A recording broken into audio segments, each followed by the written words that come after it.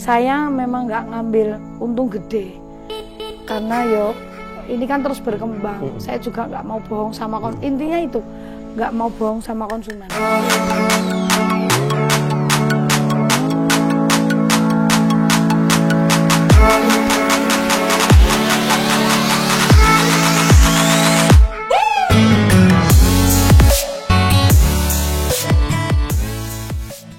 Halo, perkenalkan, saya Lia, atau biasanya kalau anak-anak manggil saya Mbak Lia. Saya pemilik owner dari Lia Robet Motor. Saya lahir tahun 1981. Terus dulu awalnya kan bengkel Robet itu kan di Ngambilan. Awalnya kan bapak dulu. Bapak itu buka bengkel sekitar tahun 85, 87. Tahun 2006 kan beliau meninggal, terus saya bantu di bengkel. Terus tahun 2013 pertengahan itu saya buka sendiri. Pertama kali itu di Jalan Monjali nomor 3. Awalnya kan nggak usaha, awalnya kerja, terus kerja.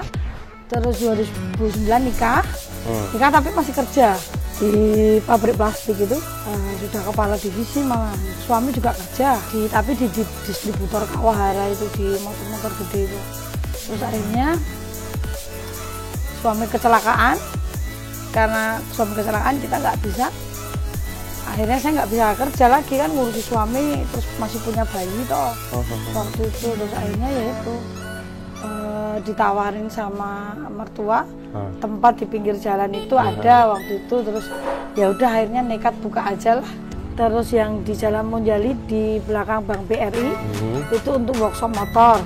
Kalau yang di Jalan Monjali pinggir jalan itu sekarang fokusnya cuman buat kantor sama untuk coating sama detailing. Coating mobil bisa, cuman memang banyaknya kan di motor kita. Detailingnya juga, detailing biasanya motor-motor gede itu, karena kan harga masih terjangkau, tapi kita kan pakai produknya kan bagus, pakai Maguire itu. Terus yang belakang BRI tadi untuk workshopnya motor. Terus untuk mobil itu di belakang Gereja Nandan. Nekat itu dalam artian ya mepet modal. Kalau skill kan ada ya, karena dari kecil kan memang kita itu anak perempuan, tapi kan bapak saya kan dari militer toh, jadi perempuan ya harus ini kerja lah, bantuin bapaknya gini, jadi tahu semua bengkel kayak apa tahu. Istilahnya manajemennya ini kan belajar juga toh, waktu kerja kan saya juga di bagian produksi di operasional kan, jadi kan tahu manajemen itu. Terus belajar dari itu. Waktu awal karyawan ngambil dari tempat bapak 2 orang, waktu itu awalnya 2 orang, 3 sama saya. Waktu itu ya ada konsumen pelan-pelan, terus suami kan juga bantu, karena dia kan masih waktu itu ikut di tempat teman dijual variasi motor-motor moge gitu. Jadi kan ada selahnya lah buat cari konsumen, ada koneksi ya. Dia yang nyari, saya yang ngelola di bengkel.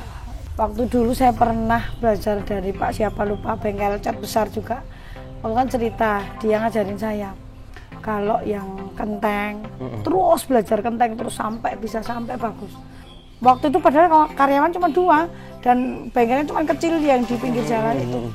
Tuh ngecatnya juga waktu itu di situ. Tapi kan lama belajar. Terus dari internet itu terus kita dapat istilahnya pengetahuan juga. Terus berkembang. Terus ya itu dapat pengalaman dari orang-orang yang sudah tua ya, udah lama dicat itu cerita.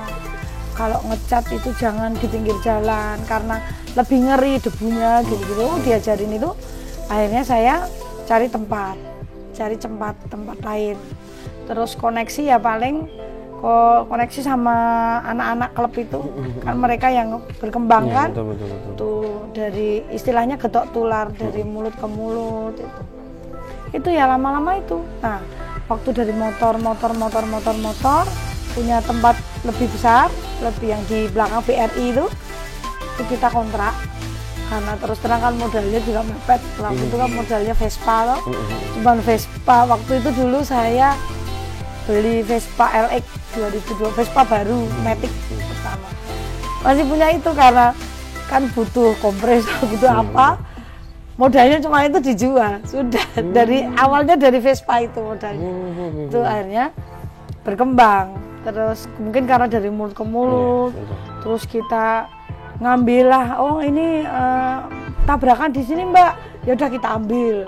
Pokoknya inilah servis buat konsumen. Betul. Ya, terus waktu itu awal kita dapat konsumen besar tuh dari pihak Kawasaki itu. Saya itu pegang Kawasaki Jogja sama Kawasaki unit baru itu Sejateng tuh sampai sekarang.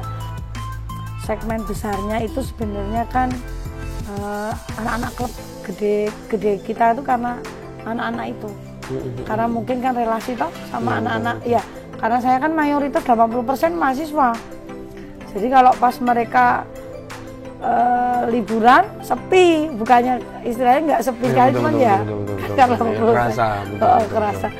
Kan dulu ini jadi anak-anak juga, karena mobil awalnya juga belum ada toh, waktu itu memang kita fokus motor terus. Karena anak-anak biasanya dulu SMA, dari SMA ke kuliah kan ganti pakai mobil lah. Mbak bisa nggak nyepet? Bisa. Itu dari situ lama-lama banyak. Itu karena anak-anak juga, anak-anak anak-anak muda udah percaya. Mungkin kalau dari segmennya orang tua mungkin kalau mobil agak susah. Kan mereka wah mandangnya ke inilah ke bengkel Honda Anugrah, ke Nasmoko gitu. Karena saya ikut waktu itu ikut move Jogja toh. Nah, jadi ada kerjasama sama teman-teman Piaggio. Jadi kalau misalnya mereka ada tabrakan parah-parah, ini larinya ke saya. Sebenarnya kalau untuk konsumen kasarannya, kalau mungkin karena bapak saya kan dari dulu kan segmen kan motor ya, waktu itu motor. Ini tersulit itu sih kendalanya kalau motor sih hampir nggak ada, karena pesaingnya kan jarang Mas. Kalau pesaing motor itu biasanya mereka kan ngasih harganya juga di bengkel mobil itu mereka nggak mau bongkar pasang. Itu kelemahannya mereka kan itu. Kalau kita memang sudah sedia mekanik, sekarang mekanik saya 3. Jadi motor apapun sampai moge pun bisa bongkar. Kasarnya untuk cover-covernya bisa. Kalau kendala motor sih nggak ada, cuman mungkin banyak yang wah di sini ini biasa kan Miss. Cuman karena overload itu jadi mungkin timingnya kurang tepat, jadi kadang mundur, terus kadang ya cuman itu aja. Kalau untuk masalah kualitas sekarang kita juga ini Thomas ikutin perkembangan zaman toh.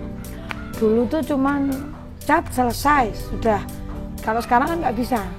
Setelah selesai ya kita perlakukan motor itu kayak mobil. Jadi ya dipoles biar bagus kayak mobil, halus gitu. Kayak gitu terus kan produk kita yang baru kan coating sama detailing itu, jadi mungkin harga lebih mahal tapi memang jadinya lebih bagus. Sekarang nggak bisa kayak dulu pakai katalog selesai, nggak mungkin kan. Ikut perkembangan zaman mereka nyari ini sendiri, katalog di Google toh, cari Mbak aku pengennya kayak gini bisa nggak, oh ya udah dicari, oh bisa nih tak sampelin dulu, mereka lihat oh iya ya udah gini ya udah, akhirnya jadi seperti itu. Motor aja dulu ya, kalau mobil memang saya nggak perlu nyebutin harga, tapi kalau yang sering kesini pasti oh iya pasti kalau mobil murah gitu. Dibandingkan yang lain oh jauh gitu, oh murah sekali, apalagi kan yang biasanya yang sering memang saya nggak tahu kenapa yang sering masuk ke sini itu biasanya yang parah ya gitu. Terus kalau untuk motor memang standarnya sih saya nggak bisa standar harga karena tergantung kualitas sama tergantung bahannya, yaitu kualitas itu. Dari clearnya dia mau pakai apa, dari bahan mau pakai apa, biasanya kan itu juga pengaruh toh Mas. Misalnya katakanlah Vespa itu sudah satu paket 2,5 itu sudah sama coating. Padahal kalau coating di luar kan coating sendiri 600 lebih, itu minimal 600. Kalau di saya 2,5 itu aja udah pakai cat yang bagus, udah coating. Itu hitungannya murah kata anak-anak. Karena kan satu paketnya sudah sama bongkar pasang. Kadang kalau bengkel lain nggak terima bongkar, nggak terima pasang gitu. Cuman kelebihan kita kan di situ. Terus untuk apalagi ya, kalau coating detailing murah. Ini baru pasarannya baru lumayan detailing. Detailing itu biasanya mereka yang motor-motor gede itu kemarin kayak Sportster, Harley itu aja 300.000. Itu detailing udah semuanya. Mesin karena tangki, selebor semua dibuka kan. Jadi hitungannya murah. Murah. Ya itu biasanya motor 650 cc ke atas detailing itu segitu. Tuh, kalau coating mereka kan lebih sukanya di detailing. Sekarang itu kayak saya lihat tuh mungkin kalau moge mungkin orang-orang kan males toh mas, kan susah.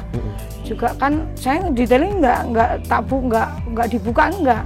Semua dibuka, tangki turun, selebor turun, kan ada mekanik.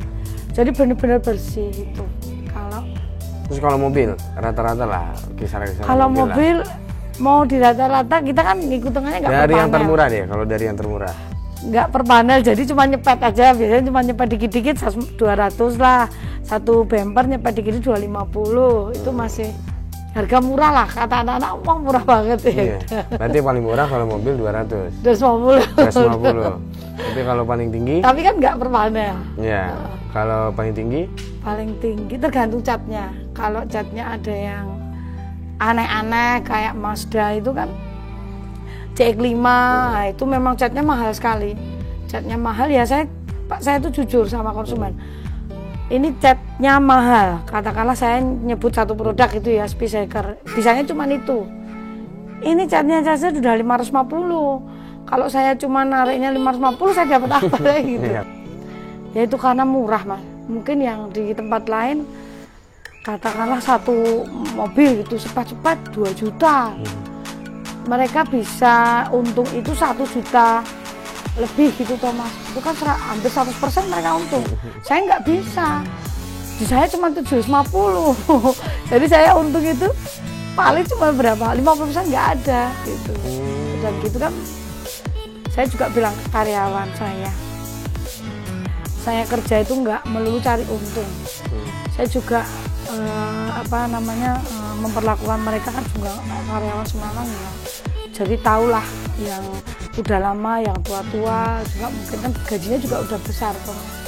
Saya lihat gajinya juga dibandingin yang di waktu itu kan ada yang mau ngelamar tuh juga hitungannya besar, di sini termasuk besar. Jadi kan saya bilang, saya memang nggak ngambil untung gede karena ini kan terus berkembang. Saya juga nggak mau bohong sama intinya itu nggak mau bohong sama konsumen. Udah gitu. Kadang kita pengennya pas, semuanya pas, cuman kan pasti ada misalnya ternyata satu hari itu karyawan nggak masuk 3 kan, jadi yang sudah dijadwalkan berubah lagi. Ternyata karyawan sakit, ternyata karyawan anaknya sakit atau apalah gitu. Biasanya kan terus akhirnya itu yang timing yang nggak pas itu karena itu. Titik baliknya itu ketika saat waktu suami saya sudah di bengkel, saya ikut kerja di sini, udah ikut ngatur itu karena ada divisi sendiri. Misalnya mekanik itu yang mengepalai ada satu, dia punya anak buah satu mekanik. Terus waktu itu sudah ada tukang poles, jadi sudah ada bagian sendiri-sendiri itu benar-benar sudah diatur rapi. Nggak mungkin mekanik ini sama ini gitu. Itu menurut saya titik baliknya itu. Terus titik baliknya juga saya selalu ini, waktu karyawan itu semakin mengerti. Jadi aku tuh maunya ini, padahal dia punya passion yang lain. Ternyata dia itu bisa yang lain yang lebih bagus. Nah, setelah diarahin bisa, nah itu pencapaiannya itu. Terus kita punya tempat sendiri, mobil sendiri. Waktu itu memang belum sendiri, masih jadi workshop sama motor kan. Cuman memang kita sudah tertata itu, tapi ya belum titik balik kesuksesan belum sih mas. Cuman kan kita terus berkembang kayak coating sama detailing ini kan hampir setahun. Ini juga awalnya saya juga nggak kepikiran sampai di situ waktu itu. Sebenarnya ya kalau suksesnya sih titik awalnya 2019 ini, karena pencapaiannya kita punya lini produk yang benar-benar menunjang kualitas cat, terus mobil sendiri, tempat juga aman kan. Kadang kan konsumen mobilku harga 500 juta, masa tempatnya kayak gitu kan, kadang mereka nggak mau. Kita juga jaga ini konsumen kan. Nah, terus bengkel mobil sendiri, workshop motor sendiri, terus untuk coating detailing sendiri. Nah, sebenarnya itu 2019 itu sudah cukup lah. Konsekuensinya ya pasti ribut toh, lebih banyak ributnya di kerja daripada urusan rumah tangga, itu pasti. Jadi sampai malam pun kita itu nggak urusan rumah tangga tapi urusan kerjaan. Ya. Anak sakit, salah satu sakit aja sudah bingung, kadang gitu. Kita kadang mengesampingkan urusan anak, urusan rumah tangga itu sampai terakhir sekali. Sampai kadang mungkin dulu awalnya sih saya lebih dominan karena kan saya yang terjun dulu di cat. Suami saya kan cuma ikut, tapi lama-lama kita berdua kan terus gini-gini. Kadang pengecat, nah dia kan bagian finishingnya terakhir. Jadi ketika nggak beres dia marah kan, selalu gitu. Ini kurang ini biasa cekcok seperti ini nggak bagus itu gini. Jangan cuma lihat selesai jadi uang, tapi kualitasnya ini dia kan bagian terakhir. Pasti komplain gitu. Cuman ya itu Mas. Kadang itu rumah tangga tersisihkan, anak juga kadang salah satu sakit saja udah bingung, apalagi kalau saya sakit itu suami sama anak itu kadang bingung, aduh mama sakit ini terus gimana, mereka lebih bingung lagi. Jadi kan saya jangan sampai sakit. Dulu kan memang cari karyawan tuh susah tuh Mas. Sekarang berarti 11, kebetulan corona banyak yang cari kerjaan. Saya dapatnya cepat sekali. Waktu Solo lockdown itu kan Jogja kan sepi banget, hampir 2 minggu itu nggak ada kerjaan masuk sama sekali. Saya juga mikirnya kalau sampai karyawan berhenti atau 3 hari kerja 3 hari ini kan kasihan juga toh, banyak yang udah punya anak istri. Saya cuma bilang pokoknya sebisa mungkin cari kerjaan, yang penting masuk kerja, saya gitu. Jadi kemarin 1,5 bulan itu memang rendet, istilahnya rendet itu sepi. Ya dikit ada tapi ya pokoknya dinikmati gitu. Yang penting anak-anak kerja. Jadi kemarin kan sempat, pokoknya saya diskon sampai 20%. Sampai kapan Mbak? Ya mungkin sampai Lebaran.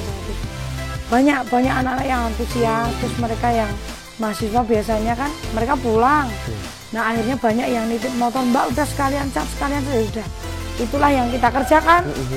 Waktu itu ya setiap harinya ya saya bilang ke anak-anak saya ya, kita cuma bisa pasrah. Pokoknya berdoa aja mudah-mudahan sampai Lebaran nanti tuh nggak ada yang satupun gugur, libur gitulah, nggak ada yang di PHK lah. Dan saya pikirkan kerjakan dari hati toh, karena saya udah niat kerja, niat usaha. Awalnya ya pertama agak nggak cuek, aduh piye gitu. Tapi lama-lama ya itu kerjaan saya. Jadi ya udah. Mas Wawan juga bilangnya kan, kamu tuh nggak punya temen cewek. Ya mau gimana temen cewek? Tiap hari aja mungkin di bengkel ketemunya cuma anak-anak kan, anak-anak cowok semua. Yang mereka kalau ngomong kan kadang asal, nggak kasar sih, cuma asal ngomong rusuh-rusuh itu udah biasa. Jadi saya ya udahlah, mungkin konsekuensinya di situ. Nggak ada temen cewek lah, nggak ada temen ibu-ibu. Jadi temennya ya cuma anak-anak cowok, ya udah. Paling tetangga rumah aja ya? Tetangga rumah aja jarang akhirnya kumpul kan. Sibuk sampai sore. Mungkin kadang ini Mas, kadang missnya tuh misalnya ada seumuran atau bapak-bapak lah 45, 50. Mbak, oh ini gitu. Kadang terus mereka datang sama istrinya. Mungkin takutnya ini mbaknya nih cewek di bengkel gini kan. Padahal kalau bagi saya itu udah biasa. Saya kalau lebih nyaman karena keseringan sama cowok-cowok, jadi lebih nyaman ngobrol sama cowok kan. Iya benar-benar lebih nyambung ya. Iya, enggak. Suami saya awalnya juga, waduh takut kok mungkin istri gue gini, tapi kan dia tahu. Istilahnya pekerjaan itu ya pekerjaan. Saya ngomong akrab sama anak-anak, kadang diajak pergi sama anak-anak, tapi tahu oh ya memang punya batasan Betul, karena batasan. sudah konsekuensi kerjaannya seperti itu, tapi kan nggak lebih. Karena bagi saya ya sama aja. Gitu. Justru karena sudah terbiasa sama teman-teman cowok ya, mungkin kalau kumpul ada ibu-ibu itu saya nggak bisa nyambung, bingung. Bingung kan karena hari-hari kan cuma motor, mobil, otomotif. Kalau menyambung sama mereka ya mau ngomongin apa? Iya, nggak nyambung ya kan. Kalau untuk pandangan mungkin kalau perempuan mereka geluti kan bisnis mungkin dari yang sebenarnya hobi dulu aja, lebih gampang kan hobi. Kalau saya dulu kan sebenarnya bukan hobi, cuman memang istilahnya dari saya lahir ceprot sudah ada itu bengkel. Jadi kan sudah keseharian kita, berarti kan itu yang keseharian kita dulu dari awal, keseharian kita. Kalau misalnya bapak saya kan dulu juga nggak nuntut kamu harus kerja di kantor, nggak bisa. Masa semua orang mau kerja di kantor kan nggak mungkin. Jadi akhirnya menemukan passion sendiri-sendiri. Ketika kita sudah sudah suka menggeluti. Awalnya mungkin nggak begitu suka. Mungkin kalau misalnya pengen usaha, cari apa dulu yang digemari, yang disenangi dulu. Nanti lama-lama akhirnya menemukan jalan. Misalnya aku suka ada 3, ini coba digeluti ini. Tapi lama-lama kan nanti seiring waktu kan kita kayak digiring sendiri. Oh ternyata passion kita tuh di sini. Kayak saya ngajarin karyawan saya. Aku tuh suka ini, coba kamu anak-anak baru kamu belajar dulu semua. Ternyata kamu tuh passionnya tuh di mekanik. Ya udah terus asah terus sampai bisa asah terus. Dan itu kan terus berkembang. Jangan bisnis itu mengikuti yang baru in. Kayak sekarang kan banyak ibu, oh masak, oh inilah bikin kue lah, masak apalah, langsung di onlinein. Padahal belum tentu enak gitu kan. Kadang saya lihat mereka bisnis itu karena mungkin keadaan sekarang kayak gitu. Terus baru muncul bisnis masakan inilah, sambal ini gitu kan. Padahal belum tentu tuh enak. Banyak yang lebih enak lagi gitu. Kadang mereka udah jenuh, nanti lama-lama nggak ada pesanan, udahlah selesai gitu. Makanya bisnis itu yang benar-benar digelutin. Cari yang benar-benar bukan unik, tapi yang sekiranya benar-benar kemampuan itu dari kemampuannya dia bisa diasah terus. Terima kasih kepada konsumen-konsumen saya, terutama anak-anak muda yang kreatif, anak muda ikut perkembangan zaman lah. Mudah-mudahan balik ke tempat Mbak Lia lagi, jangan bosan-bosan, pasti dapat diskon lagi. Kita pokoknya ikut suasana hati konsumen lah, ikut budget konsumen, yang jelas kan itu, ikut budget konsumen, ikut keinginan konsumen, itu aja.